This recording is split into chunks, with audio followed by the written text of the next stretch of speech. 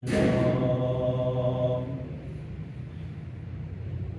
الحمد لله نحمده ونستعينه ونستغفره ونؤمن به ونتوكل عليه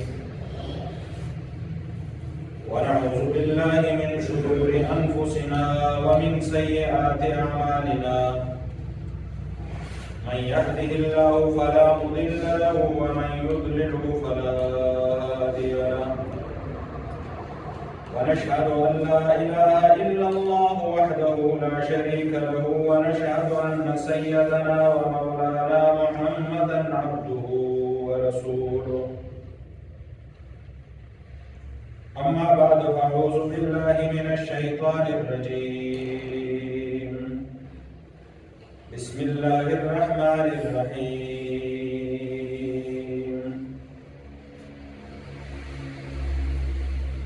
يا أيها الذين آمنوا إذا قمتم إلى الصلاة فاغسلوا وجوهكم وأيديكم إلى المرافق وامسحوا برؤوسكم وأرجلكم إلى الكعبين وقال الله تبارك وتعالى في مقام آخر إن الصلاة كانت على المؤمنين كتابا موقوتا وقال الله تبارك وتعالى في مقام آخر إن الصلاة تنهى عن الفحشاء والمنكر والبغي يعظكم لعلكم تذكرون وقال النبي صلى الله عليه وسلم صلوا كما رأيتموني أصلي أو كما قال عليه الصلاة والسلام إن الله وملائكته يصلون على النبي يا أيها الذين آمنوا صلوا عليه وسلموا تسليما اللهم صل على محمد وعلى آل محمد كما صليت على إبراهيم وعلى آل إبراهيم إنك حميد مجيد اللهم بارك على محمد وعلى آل محمد كما باركت على إبراهيم وعلى آل إبراهيم إنك حميد مجيد. محترم ورنو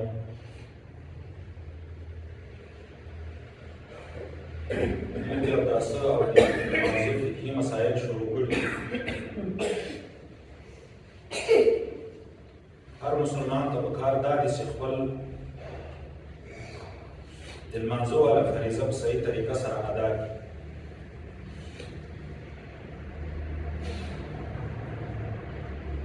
کومه طریقه سره چې نبی علیه الصلاة والسلام دغه لمونځ ادا کړی ده، که چیرې د مسلمان دغه لمونځ د نبی علیه الصلاة والسلام په طریقې باندې بیا خو دغه لمونځ قابل قبول ده. دغه لمونځ د الله رب العزت په دربار کې هغه لمونځ ده چې الله رب العزت په هغه لمونځ باندې وعده د مغفرت کړې ده. بیا د مسلمان دغه لمونځ د نبی علیه الصلاة والسلام د طریقې مطابق کې دا هغه لمونځ ده چې الله رب العزت د لمانځه په وجه سره وعده کړې ده چې دغه انسان به د ګناهونه الله رب العزت د لمانځه په وجه سره منع کوي. که چیرې دغه د مسلمان لمونځ د نبی علیه الصلاة والسلام په طریقه باندې نسي، شپه ورځ په لمانځه باندې ولاړ نوافل ادا کوي، فرایض ادا کوي، تهجد باندې ولاړ خو طریقه یې د نبی علیه الصلاة والسلام په طریقې نه وي، د شریعت مطابق احکامات د لمانځه دغه په طریقه سره نه ادا کوي، نو دغه لمونځ یې قابل قبول نه ده. یو حدیث کې نبی علیه الصلاة والسلام فرمایلي چې هغه انسان چې بهترین اودس وکړي او دی راسي جماعت ته په ښه انداز سره لمونځ ادا کړي، دغه لمونځ چې د نبی علیه الصلاة والسلام په طریقې سره ادا کړو د احکاماتو صحیح لحاظ یې وساتو.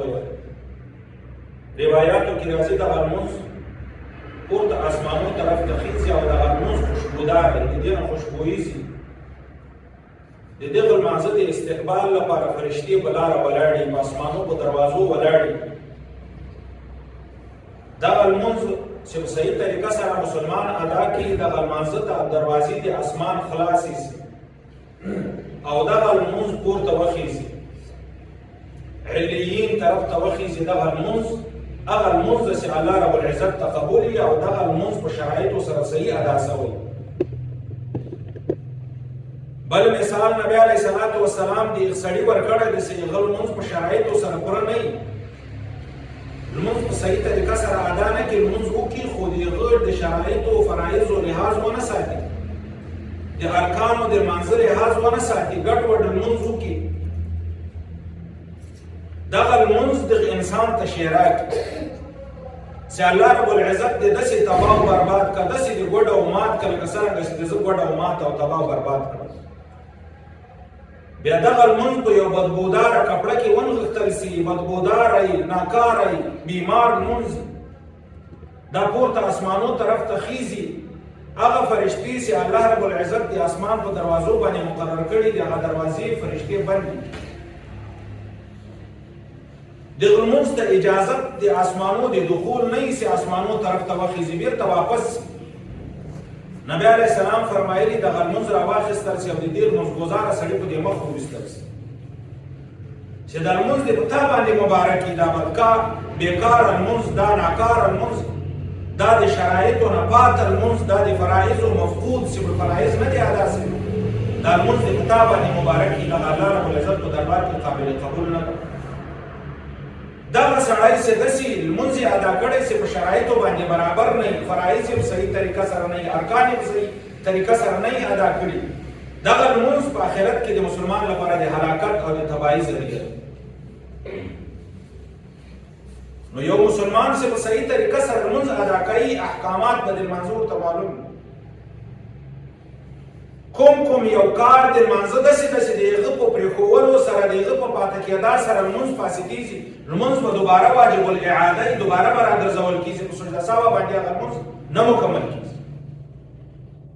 او کوم احکامات کوم کارونه په لمانځه کې داسې دي که د انسان نه پاته سي، د انسان د پاته کېدو له وجې نه دغه لمونځ کوونکی په اخري کې سجده سهوه وکړي، هغه نقصان چې په لمانځه کې موجود شوی دی د پرېښولو له وجې نه هغه نقصان به کامل سي او الله رب العزت په دربار کې به دغه لمونځ قابل قبول. هر مسلمان ته دغه احکامات پېژندل ضروري دي، دا په هر مسلمان باندې لازم ده چې لمونځ ادا کوي باید دته فرایض او واجبات د لمانځه معلوم وي چې لمونځ یې په صحیح طریقه سره ادا سي، د دغو فرایضو او واجباتو د خیال وساتي، په دغو فرایضو او واجباتو کې داسې کار تېر ادا نه سي چې دغه لمونځ یې د فساد ذریعه وګرځي، لمونځ یې د تباهۍ ذریعه وګرځي، لمونځ یې د آخرت د هلاکت ذریعه وګرځي. نو هر مسلمان ته دغه شیان پېژندل ضروري دي. اول د لمانځه لپاره فرایض پېژندل ضروري دي د مسلمان لپاره چې دی فرایض وپېژني، ځکه په ترک د فرایضو سره، په پرېښولو د فرایضو سره، په پاته کېدا د فرایضو سره د انسان لمونځ نه کېږي، نه ادا کېږي. اگر که نور شیان دی په ډېر بهترین انداز سره ادا کړي، لیکن یوه فریضه تېر پاته شوله په لمانځه کې، د دغه انسان لمونځ قابل قبول نه ده. دغه انسان باندې لازم ده چې دغه لمونځ دوباره راوګرځوي. 14 شیان په لمانځه کې فرض دي. هر مسلمان لپاره ضروري ده چې دغه 14 شیان وپېژني او د دغو علم درته حاصل سي او دغه بیا په صحیح طریقه سره ادا کوي. په دغو کې کوتاهي تېر ونه سي، دغه تېر پاته نه سي، دغه تېر هېر نه سي، دغسې لمونځ ونه کړي چې دغه 14 شیان په لمانځه د ده کې دغه یو شی موجود نه وي، نو د دغه انسان لمونځ نه ادا کېږي. په دغو 14 شیانو کې لازمي شیان شیان هغه دي چې د لمانځه نه خارج دي، د لمانځه نه بهر انسان په لمانځه کې د شروع کولو نه مخکې به دغه کارونه انسان برابروي. فرایض په 2 قسمه سره دي. یو هغه فرایض دي چې لمانځه نه باندې دي، هغو ته شرایط ویل کېږي. یو هغه فرایض دي چې په لمانځه کې دننه دي، هغو ته ارکان ویل کېږي. فرایض ټول د لمانځه دغه 14 فرایض دي، لیکن و فرائض د لمانځه نه بار دي او شپږ فرائض په لمانځه کې دیني دي. کله چې انسان نیت تړلی نه نو دغه اووه فرایضو به دی خیال ساتي، دغه اووه فرایض به په صحیح طریقه سره ادا کوي، بیا به د ده دغه نور ما بقیه چې کوم لمونځ دی یا فرایض دي یا واجبات دي هغه الله رب العزت ته قابل قبول. یو فرض یو شرط د لمانځه دا ده چې طهارت د انسان لپاره ضروري ده. طهارت بیا په درې قسمه سره ده. پاکي د جسم پاکوالی دغه د انسان لپاره ضروري ده چې جسم بې پاکي له حدث اکبر د حدث اصغر. مخته جمعو کې ما دواړه ناپاکي درته ذکر کړلې چې کمه بې اودسي او غټه بې اودسي. انسان به جسم له دغه کمې بې اودسي او له غټې بې اودسي نه پاک په جسم باندې به ګندګي هم نه یې لګېده. له هر قسمه نجاست نه به انسان دغه جسم پاک. دا اول شرط ده د لمانځه لپاره. دویم شرط د جامې پاکوالی دغه د مسلمان لپاره ضروري نه دی. لمونځګزار انسان لپاره چې جامه دې پاک کړي، په جامه باندې بې ګندګي نه یې لګېدلې، جامه دې صافه سوتره وي. دا د لمانځه د ادا کولو لپاره شرط ده. دریم شرط چې کوم مکان باندې ولاړ ده، کومه مځکه باندې ولاړ ده، کومه مصله باندې ولاړ ده، هغه مصله به پاک کړي، هغه مکان به پاک کړي، هغه ځای به پاک کړي، هغه به ګنده نه وي، هغه به نجس نه وي. څلورم نمبر شرط خپل عورت پټول د مسلمان لپاره دغه لازم ده. د لمانځه په حالت بغیر د لمانځه هم د مسلمان لپاره خپل عورت پټول دغه فرض دي. د لمانځه نه که انسان خارجي خپل عورت پټول د مسلمان لپاره لازم ده. لیکن د سړي او د ښځې په عورت کې شریعت دواړو په منځ کې فرق بیان کړی دی چې د ښځې او د سړي د عورت کې فرق ده. د سړي فرض عورت تر نامونه ونیسه تر ګونډو پورې، او ګونډې دغه هم په عورت کې راځي. تر ننه ونیسه تر ګونډو پورې به د یو سړي عورت پټ وي، دومره جامه به له ده سره موجود وي چې ننه ونیسه تر ګونډو پورې به دی پکې پټ وي. که چیرې تر ننه ونیسه تر ګونډو پورې یو انسان پټ نه وي، ګونډې ښکاره یو عذر د انسان سره جامې نه وي. خوا زمانه کې به خلکو سره جامې نه وي، معذوره ده. د معذوره بیا خپل انداز ده د لمانځه. لیکن دغه ستر عورت د مسلمان لپاره لازم ده چې تر ننه ونیسه تر ګونډو پورې به دی خپل عورت پټوي. او ښځه ټوله عورت ته صرف مخ هغه ګولایي او د لاسو دغه رغوي یې د مړوند نه ورپورته او د پښو دغه پنجه یې د شنګرو نه لاندې دغه عورت نه ده په لمانځه کې. بعض فقها ذکر کړي چې باید ښځه خپله پنده په پایڅه کې پټه کړي.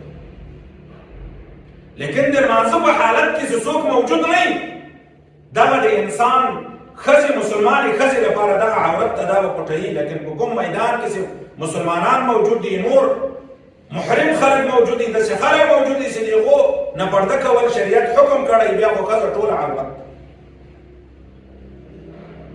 نو ستر عورت دغه څلورم شرط ته د لمانځه چې انسان به خپل عورت پټوي. او فرض عورت تر نامونه ونیسه تر ګونډو پورې، او ګونډې هم ورسره دغه عورت ده. دا پټول فرض دی د یو مسلمان بالغ سړي لپاره چې د لمونځ ادا کوي د عورت به پټوي. پنځم شرط او پنځم فرض د وخت پیژندل. باید مسلمان چې پر لمونځ ادا کوي د هغه لمانځه وخت ورته معلوم وي چې زه د ماسپښین لمونځ کوم، د مازدیګر لمونځ کوم، د ماښام لمونځ کوم، د ماخوستن لمونځ کوم یا د ګهیځ لمونځ کوم. یو سړي ته وخت نه وي معلوم چې زه د کوم وخت لمونځ ادا کوم، د دغه انسان هم دغه لمونځ نه ادا کېږي. وخت معلوموالی دغه ضروري ده او دغه په شرایطو د لمانځه کې شامل ده چې وخت به انسان ته معلوم وي چې زه کوم لمونځ اوس ادا کوم، دا د ماسپښین لمونځ ده یا د مازدیګر ده یا د ماخوستن. شپږم شرط دغه ده چې قبلې طرف ته به مخ کوي. انسان مسلمان چې کله فریضه دی لمانځه ادا کوي نو د ده مخ به د قبلې طرف دی. لیکن یو حالت ته چې په هغه حالت کې الله رب العزت او پیغمبر علیه الصلاة والسلام له جانب نه حکم دا ده چې په دې وخت کې بیا قبلې طرف ته مخ نه دی کول پکار. تا ته اجازت ده اينما تولوا فثم وجه الله. کوم طرف ته چې مخکې الله رب العزت هغه طرف ته ده، لیکن چې عذر موجود نه وي بیا به د قبلې طرف ته یو انسان مخ دشمن مشرق یا مغرب طرف ته ده، مشرق طرف ته دشمن ولاړ ده، بیا شریعت حکم کړی ده د ماسپښین لمونځ در باندې راغی دغه دشمن طرف ته مخ وواړه، ځکه عبادت خو الله رب العزت ته کوي او الله رب العزت هر طرف ته. که ته اوس د قبلې طرف ته مخکې دشمن کال ور حمله در باندې کړي نو شریعت دلته انسان ته چوټ ورکړی ده، شریعت انسان ته اختیار ورکړی ده دشمن طرف ته مخ کړه، لیکن الله رب العزت په نیت کې ونیسي. چې کله دشمن حمله در باندې کړي نو دشمن به د تا نه ډارېږي چې مخامخ راته ولاړ.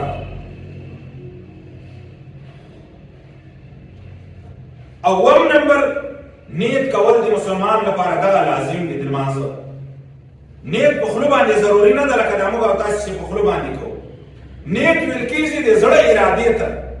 یو سړی له کوره را روان څه لمانځه ته راځي، د ماسپښین لمونځ ته راځي، د مازدیګر لمونځ ته راځي، د ماخوستن لمونځ ته راځي، په کومه اراده سره چې دی له کوره را روان شوی ده په هغه اراده باندې دغه د انسان نیت ده. دغه نیت کول د لمانځه لپاره دغه شرط ده چې نیت پې د لمانځه وي. هسې یو سړی راغی ودرېده دغسې ولاړ لمونځ نیت یې نه ده، دغه عبادت نه ده، دغه لمونځ نه ده. لمانځه باندې نیت پې ایسي چې دغه څلور رکاته د ماسپښین وي یا دوه رکاته د جمعې یا دوه رکاته د ګهیځ فریضه ادا کوم، دغه نیت پې وي او دغه نیت د زړه اعتبار ده، د خولې ول اعتبار نه ده. انسان به په زړه کې نیت کړي، لیکن که چیرې په خوله باندې هغه نیت دوباره را دوراو کړي، علماو ذکر کړی د چې دا به د ده د زړه هغه کوم خیالات چې دي، د زړه هغه وساوس چې دي، د زړه هغه اختیارات چې بل طرف ته مایله دي هغه به خارج شي او ذهن او توجه به د لمانځه طرف سره شي. نو په خوله باندې دې ما خپل نیت تذکره وکړي.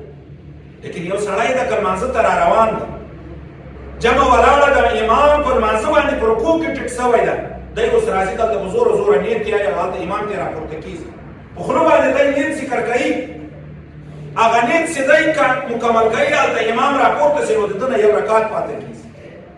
دغه انسان ته په خوله باندې نیت کول نه دي ضروري، بس په کومه اراده باندې دی را روان ده دغه اراده د نیت لاندې راله، دغه اراده یې نیت ته په دغه نیت باندې د دی فورا الله اکبر وایي، بس دا نیت صحیح سه هغه فریضه یې ادا شوه. نو دغه اووه شیان د لمانځه نه د باندې د مسلمان لپاره فرض دي چې دغه اووه شیان به برابروي. اول د مسلمان لپاره د جسم پاکوالی ضروري ده، دوم د خپل جامو پاکوالی ضروري ده، کوم لباس یې اچولی ده، کمیس ده، واسکټ ده، څادر ده، پټکی ده، ټوپۍ ده، دغه ټول لباس بې پاک وي. دریم نمبر هغه مکان، هغه مصلی، هغه جای، هغه څادر چې دی پرې ولاړ ده، هغه څادر، هغه مصلی، هغه مکان، هغه جای به پاک وي. څلورم نمبر خپل عورت پټول لازم دی د مسلمان لپاره چې عورت بې پټ. پنځم نمبر وخت پېژندل ضروري دي، وخت به ورته معلوم وي چې د کوم وخت فریضه ادا کوم. او شپږم نمبر د قبلې طرف ته مخ کول دغه شرط دی د لمانځه لپاره او دا فرض دی، مسلمان به د قبلې طرف ته مخ کوي. بیا د قبلې طرف ته مخ کول په دوه قسمه سره دي، یو هغه خلک دي چې مکه مکرمه ورښکارېږي، هغو خلکو ته لپاره لازم ده چې مخامخ به قبلې طرف ته ودرېږي. معمولي که د قبلې نه اخوا دېخوا وي هغه فریضه یې نه ادا کېږي، دغه لمونځ یې قابل قبول نه ده. لیکن یو هغه خلک دي چې قبله نه ورښکارېږي لکه موږ او تاسې د قبلې نه ډېر لرې، هغو خلکو ته شریعت حکم کړی دی چې صرف دغه طرف ته مخ قبله چې کوم طرف ته ده بس دغه طرف ته مخ که چې مخامخ قبلې ته برابر نه هم سولې د تا دغه فریضه د قبلې طرف ته مخ کولو والا ادا شوه. اوم نمبر نیت کول د مسلمان لپاره چې لمانځه ته را روان دي دغه نیت کول لازم دي او فرض دی.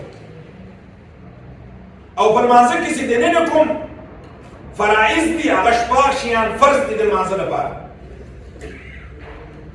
اول په لمانځه کې چې فرض د تکبیر تحریمه د الله اکبر د اول الله اکبر ویل دغه فرض د مسلمان لپاره چې کله په لمانځه کې داخل کیږي الله اکبر به یایي که الله اکبر به نه یایي دغه لمونځ قابل قبول نه ده. ځکه فقها یایي که جمع ولاړه وه یو سړی را روان د جمع ته منډې وهي امام په رکوع ده اکثره خلک دا غلطي کوي اکثره خلک له دې مسلې نه بېخبره دي را روان یې الله اکبر شیخ ټیټ شي په یو الله اکبر باندې ټیټ شي د ده لپاره فرض دغه ده چې دی صحیح سیخ ودرېږي او دی دغه تکبیر تحریمه چې دغه فرض تکبیر ده دا په ولاړو باندې ویل که چیرې دی دغه تکبیر باندې سیخ ولاړ شي د امام سره شریک شي دغه رکات یې نه ده سوی لیکن خلک دغه رکات بیا رکات پورې استماع خو رکات اوس دې مسئلې ته توجه کول پکار دي کوم یو سړی سر مانځه ته را روان ده امام په رکوع کې ده دی به دوه تکبیرات یا یو تکبیر به په ولاړو باندې یایي دغه په ولاړو باندې تکبیر ویل دغه فرض دی دوم تکبیر کې به دی د امام سره شریک کېږي او دا دوم تکبیر ویل سنت دی لیکن دغه اول تکبیر به نه پرېږدي دا د نیت وال تکبیر دا فرض ده که دا پاته شي دغه لمونځ یې نه ده سوی دوم فریضه لپاره د لمانځه چې په لمانځه کې د نه ده قیام ده دغه قیام په ولاړو باندې لمونځ کول دغه فرض ده فرض المنځ په ولاړو باندې ادا کول دغه فرض ده که یو سړی قادر دی یو معذور دی یو انسان پکې یې پرېږدي یا یې پښو بیماري لري یا نوره داسې بیماري لري چې هغه معذوره ده شریعت د هغه لپاره خپله طریقه اختیار کړې ده چې ته په دې طریقه سره لمونځ کوې لیکن قیام دغه په فرض لمانځه کې فرض ده چې دی به فریضه دغه فرض لمونځ چې ده په ولاړو باندې ادا کوي دغه قیام که چېرې دی قادره ووایي دریم نمبر قیرات ویل فرض دی څلورم رکوع کول د مسلمان لپاره فرض دی ورکعو الله رب العزت حکم کړی دی رکوع وکړئ او سجده کول فرض دی الله رب العزت فرمایلی واسجدو سجده وکړئ کوم شي حکم چې الله رب العزت کړی او امر یې کړی دا کار وکړئ هغه فرض دغه کار نو الله رب العزت د رکوع حکم کړی ورکعو واسجدو رکوع وکړئ او سجده وکړئ نو رکوع کول او سجده کول دا فرض دی شپږم نمبر اخري اتحیات باندې کېناستل دغه فرض دی که چیرې څلور رکعات لمونځ مسلمان ادا کوي او په دې څلورو رکعاتو کې دوه وارې اتحیات راځي دوه وارې تشهد راځي په هرو دوه رکعاتو به انسان کینی دغه اخري اتحیات دغه فرض ده چې دی کیني او دومره اندازه کینی چې په دغه کې د اتحیات ویل کېږي تر عبده ورسوله پورې دومره اندازه کېناستل مطلق کېناستل که شی یایي که نه یایي دی به ناست او دغه فرض دی دغه شپږ شیان په لمانځه کې د ننې فرض دي اول فرض په لمانځه کې د ننې چې کله په لمانځه ودرېده تکبیر تحریمه ده الله اکبر ویل دغه فرض دي دوم نمبر قیام په ولاړو باندې به دغه لمونځ ولا فریضه مسلمان ادا کوي که چېرې قادر وایي په قیام باندې دریم قیرات ویل دغه فرض دی چې دی به قیرات یعنې دومره قرآن ویزدی چې دی د الله رب العزت دغه کلام کې ویلی مطلق قیرات ویل دي که الحمدلله یې وویله که بل صورت یې کې وویل وایي الحمدلله تېر پاته شو دا فرض او څلورم نمبر رکوع پنځم سجده او شپږم نمبر اخري اتحیات دغه فرض ده په دوه رکعتو کې یو اتحیات ته دا یو اتحیات فرض په څلورو رکعتو کې دوه اتحیات دي دا اول اتحیات واجب ده دا دوم اتحیات دغه فرض نو دغه شپږ شیان په هر مسلمان باندې فرض دي چې باید دغه شپږ شیان په صحیح طریقه سره ادا کړي او دغه دیارلس شیان چې د هغو د باندې دي او شپږ دي نه دي که چیرې د یو مسلمان نه په غلطي سره پاتې شي دغه لمونځ واجب الاعاده ده لمونځ یې قابل قبول نه ده لمونځ په سجده سهو به نه صحیح کېږي دغه لمونځ به دوباره راګرځوي د کوم یو سړي چې فریضه پاته شو په لمانځه کې دغه دیارلس فرایض دي اووه دي باندې شپږ دي نه دي که چیرې فریضو دغو دیارلسو فرایضو نه یو فریضه پاته شوله لمونځ یې قابل قبول نه ده لمونځ یې واجب الاعاده ده دوباره به لمونځ راګرځوي لمونځ یې په سجده سهو باندې نه صحیح کېږي او د دې نه وروسته واجبات په لمانځه کې دیارلس شیان په لمانځه کې واجب که چیرې یو مسلمان ترک د واجب قصدن وکړي دغه انسان ګناهګار دا د الله رب العزت په نسب باندې د عذاب مستحق ده دلته به الله رب العزت عذاب او سزا ورکړي لیکن یو انسان نه که چیرې واجب قصدن پاته نه شي بیا د دغه لپاره جبیره ده، د دغه لپاره یو داسې طریقه ده چې په هغې طریقې اختیارولو نه وروسته هغه مسلمان هغه طریقه اختیار کړي، سجده سهو وکړي، بیا د دغه جبیره د دغه نقصان چې په لمانځه کې واقع شوی ده د واجب د ترک په وجه، د واجب د پاتې کېدا په وجه سره هغه کامل شي. نو 14 شیان واجب، بعض فقهاو 14 شیان ذکر کړي. اول واجب په لمانځه کې سورة فاتحه ده الحمدلله ویل واجب. یو خو موږ مخته وویل چې مطلق قرات دغه فرض ده. قرات مطلب دا ده چې د قرآن مجید یو څو آیات ویل، هر چې نه چې د قرآن مجید وویل دا فرض ده چې قرآن مجید بیان، لیکن الحمدلله ویل واجب دی. نبی علیه الصلاة والسلام فرمایي چا چې الحمدلله سورة فاتحه په لمانځه کې ونه ویله نو د هغه سړي لمونځ ناتمام ده، نامکمل ده. نو سورة فاتحه ویل دا واجب دی په لمانځه کې چې دی به سورة فاتحه یې او دغه سورة فاتحه به په اولو 2 رکعتو د فرایضو کې یې که چیرې 4 رکعته فرض مثلا مازدیګر 4 رکعته دي، ماسپښین 4 رکعته دي، د ماخوستن 4 رکعته دي، په دې اولو 2 رکعتو کې ویل دغه واجب دی. او په اخري 2 رکعتو کې بعض علما فرمایي چې دا مستحب دي، بعض علما فرمایي چې دا سنت. لیکن په اولو 2 رکعتو کې الحمدلله ویل دغه واجب. او د سنتو په ټولو رکعتو کې نوافل یو انسان ادا کوي، سنت کې تهجد کې د تهجدو په ټولو رکعتو کې ویل او د سنتو ټولو رکعتو کې ویل، نوافلو ټولو رکعتو کې ویل واجب. دوم نمبر د دغه سورة فاتحه سره یو سورت ویل بغیر د اخري 2 رکعتو دي 4 رکعتې زمونږ چې هغه فرض دي هغو نه ماسوا د دغه سورة فاتحه نه وروسته یو قرات ویل دغه واجب دی، یو سورت ویل واجب دی. اته که هغه سورت وړکی که غټ کم از کم 3 آیاته واړه لنډ لنډ باید انسان ویایي، کنه یو آیات ووایي نو د ده هغه واجب به ادا سي.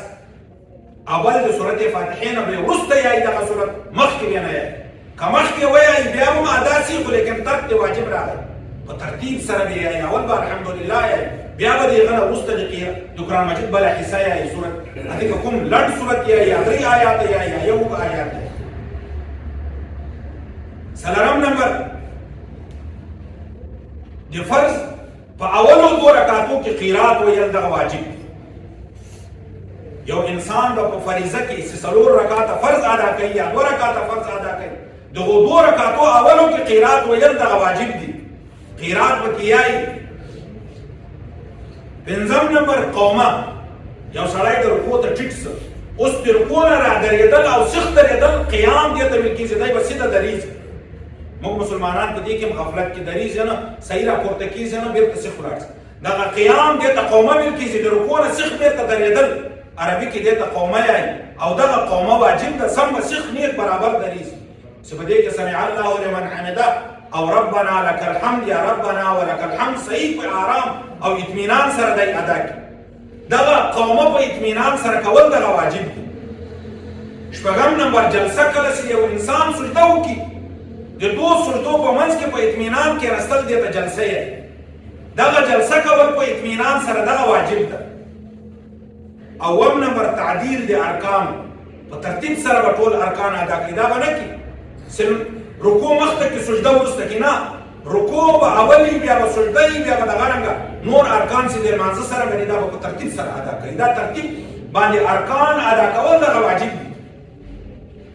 او اتم نمبر قاعده اوله، 4 رکعتو کوم یو انسان نیت تړلی، کوم یو مسلمان 4 رکعات لمونځ کې اول اتحیات باندې کېناستل دغه واجب دي. او په دې اتحیات کې د ننني اتحیات ویل دا واجب دي، او په اخري اتحیات کې اتحیات ویل هم واجب دي. اخري اتحیات خو مخته وویل چې هغه فرض دي، چې په کوم اتحیات باندې سلام ګرځوي هغه که د 2 رکعتو ول اتحیات دي، که د 4 رکعتو ول هغه فرض ده. لیکن هغه اتحیات چې د هغه نه وروسته بل رکعت دي، 4 رکعتو یو سړي نیت تړلی ده، اول اتحیات باندې کېناستل واجب. په هغه کې اتحیات التحیات لله تشهد ورته یایي، دا تشهد ویل هم واجب. لسم نمبر په لفظ د سلام سره د لمانځه نه خارج کېدل، د السلام علیکم ورحمت الله، دغه الفاظ ویل چې په سلام سره سړی د لمانځه نه خارج سي. مطلق د لمانځه نه خروج دغه فرض د لمونځ په متعې اوس په کوم انداز سره به متعې شریعت حکم څه کړی؟ شریعت حکم کړی د السلام علیکم ورحمت الله باندې وځل لمانځه. که یو سړی په لمانځه باندې راسي عبد او رسول یو ویل او دغسې پرې غورځار سو لمونځ یې مکمل سه، خو لیکن واجب تېر پاته سه. ځکه فرایض یې ټول ادا کړل او فریضه یې ورته پاته ده چې لمانځه نه ووځي او په منډه باندې په تښتېدا باندې په خندا باندې دی د لمانځه نه خارج سه. فریضه خو ادا سو لیکن ترک د واجب راغی، واجب تېر پاته سه. واجب دغه ده چې دی سلام په صحیح انداز سره واړي. او 11 نمبر دعای قنوت. په وترو کې دعای قنوت ویل واجب دي او د دې دعای قنوت لپاره تکبیر الله اکبر ویل هم واجب دي. یو انسان که دعای قنوت نه ایسته د لپاره اللهم ربنا دې کې ویل، یو سړی ته اللهم ربنا یې نه زده کړی، ټول زندګي یې دغه تېره کړې، اللهم یا ربي یا ربي دې ویل، د الله رب العزت ذکر اذکار دي کوي. لیکن دلته دعای قنوت یې مطلق دعا سي کې وویله دغه دعای قنوت. دغه دعای قنوت په وترو کې آخري دریم رکعت کې ویل دغه واجب دي او دغه دپاره تکبیر ویل هم واجب دي. او 12 که چیرې یو امام جمع ورکوي او دی د ګهیځ لمونځ ادا کوي یا د ماښام یا د ماخوستن لمونځ ادا کوي، دغه لمونځ په زوره باندې د امام لپاره کول واجب دي. قرات په زوره په دغو لمونځو کې او که چیرې د ماسپښین یا مازدیګر لمونځ ورکوي جمع ورکوي نو دغه قرات کې پټوالی ضروري ده او واجب ده چې دی به قرات پټ یایي. که چیرې دغه تېر پاته شو بیا هم د ده باندې لمونځ سجده سهوه لازمیږي. او 14 تکبیرات د عیدین. شپږ تکبیرونه دي په هر عید کې. په اول رکعت کې هم 3 تکبیرونه زاید دي، په دوم رکعت کې هم 3 تکبیرات زواید دي. دغه تکبیرات عیدین او دغه واجب دي. دغه واجبات 14 واجبات که یو مسلمان نه پاته شو په لمانځه کې بیا شریعت حکم کړی ده چې د دغه نقصان به په سجده سهوه سره مکمل کیږي. دغه واجبات که تېر پاته شو دغه 14 واجباتو کې یو واجب بعض فقهاو تذکره کړې ده که په عید کې دغه واجبات تېر پاته سي واجب بیا د عیدی سجده سهوه نه کړي. وجه بیان کړې ده چې د عید په ورځ باندې خلک ډېر امام که چیرې سجده سهوه ته ټیټ شي خلک به ولاړ شي، خلک معلومیږي نه نو هغه اجتماع ډېری خلک ډېري نو خلکو کې به التباس راشي، لمونځ به ګډوډ شي. لهذا دغه واجب شریعت حکم کړی ده چې دغه سجده سهوه دې پاته. لیکن په نورو واجباتو کې چې ترک راغی پاته یو انسان پاته راغی تېر پاته څه واجب نو دی به خپل لمونځ چې مکمل کوي، کوم نقصان چې دی د په لمانځه کې پاته سوی هغه به په سجده سهوه سره کامل کوي. سجده سهوه به کي بیا به د ده د لمانځه هغه نقصان مکمل کیږي. او که چیرې یو انسان سجده سهوه ونه کړه دغه واجباتو کې یو واجب تېر پاته سو یا واجب مؤخر سوی تېر وروسته مخته سوی تېر سجده سهوه یې ونه کړه شریعت حکم کړی دی به دوباره لمونځ دوباره اعاده به کړي د لمانځه. دغه لمونځ یې ادا څه خو سره له نقصان. لیکن که چیرې یو لمونځ سړی دغه لمونځ ادا نه کړي ادا یې څه دغه لمونځ سره له کراهیته دی ګناهګار ده په دې لمانځه باندې. نو د دغو شیانو انسان لپاره مسلمان لپاره لحاظ ساتل پکار دي. دغه مسلمان باید وپېژني او د لمانځه کې د باندې 7 شیان ضروري وو او په لمانځه کې 6 شیان دیني فرایض دي چې په دغو 14 شیانو کې د انسان یو شی پاته سي لمونځ یې نامکمل ده، لمونځ یې نه ادا کیږي، په سجده سهوه باندې نه مکمل کیږي، دوباره به هغه لمونځ ادا کوي. او 14 دغه واجبات دي که چیرې یو انسان په قصدن باندې دغه واجبات پرېږدي واجب الاعاده د دی به لمونځ راګرځوي. او که چیرې قصدن نه په خطایي باندې د انسان نه پاته سي بیا به دی سجده سهوه کي. او که سجده سهوه ونه کي بیا هم د ده دپاره لازم دی چې دی د اعاده د لمانځه وکړي. او که اعاده د لمانځه ونه کړي لمونځ راونه ګرځوي غاړه نه ده سړی نیسي کولی لمونځ یې ادا څه سره له کراهیته سره له نقصانه. دغه لمونځ هغه لمونځ بیا نه ده چې الله رب العزت وعده کړې ده چې الله رب العزت دپاره څوک عبادت دغه فریضه ادا کوي الله رب العزت به له ګناهونو بچ کوي بیا په لمانځه کې هغه طاقت نه وي. نو محترم ورونو دغه هغه لوازمات دي د لمانځه لپاره چې مسلمان لپاره هر مسلمان ځوان بوډا لپاره لازم دي چې دغه شیان وپېژني. که چیرې مسلمان ته دغه فرایض دغه واجبات معلوم نه وي او لمونځ ادا کوي د ده لمونځ ناتمام ده، لمونځ یې نقصانمند ده. دغه 80 یا کاله چې تېر کړي دي دغه ټول په خساره کې تېر کړي دا ټول ضایع کړي. باید دغه فرایض او واجبات هر مسلمان زده کړي او چې چیرې په نقصان کې واقع سي لمونځ کې واجب تېر پاته سي فرایض تېر پاته سي نو د خپل شریعت مطابق هغه فریضه او هغه واجبات په صحیح احسن طریقه سره ادا کړي. الله رب العزت دی او ماته بیا تاسو ټول مسلمانانو ته په دې خبره